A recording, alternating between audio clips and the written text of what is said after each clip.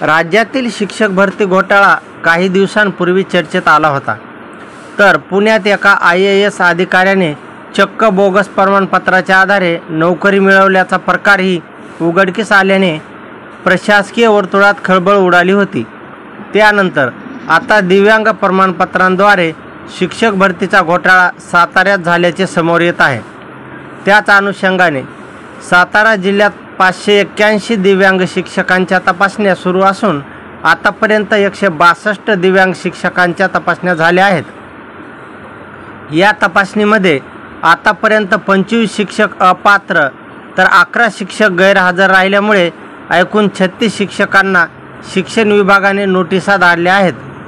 त्यामुळे शिक्षण क्षेत्रात पुन्हा एकदा खळबळ उडाली असून अपात्र शिक्षकांनी आरोग्य विभागाकडे बोट दाखवले आहे. सातारा जिल्ह्यात दिव्यांग शिक्षकांना आरोग्य यंत्रणेने यापूर्वी दिलेली ऑनलाईन प्रमाणपत्र खोटी ठरवून आता अपात्र ठरवत शिक्षकांना नोटिसा दिल्या जात आहेत. या नोटिसांमुळे दिव्यांग शिक्षकांवर अन्याय होत असल्याची भावना शिक्षकांमध्ये निर्माण झाली आहे. आरोग्य यंत्रणेने दिलेलीच प्रमाणपत्रे खोटी ठरवली जात असल्याने प्रमाणपत्र देणारी यंत्रणा बोगस आहे का असा सवाल उपस्थित होत आहे.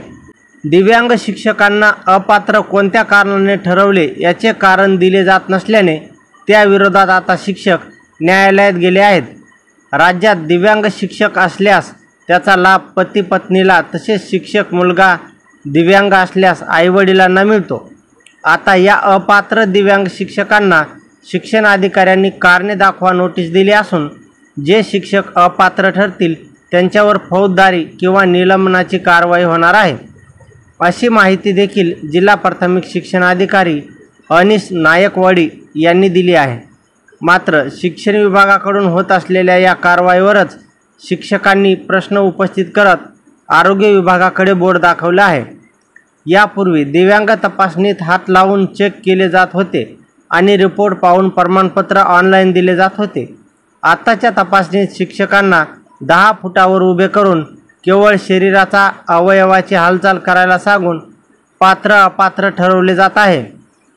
विशेष म्हणजे तपासणी डॉक्टरांच्या टीमने केली तर अपात्र का ठरवलं जात आहे याची कारणे शिक्षक अशी मागणी शिक्षकांनी केली आहे.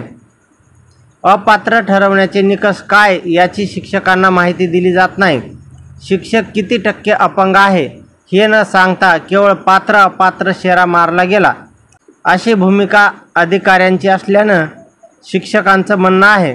तर केंद्र सरकारच्या UDI कार्ड असलेल्या दिव्यांग शिक्षकांनाही अपात्रतेची नोटीस पाठवण्यात आली आहे.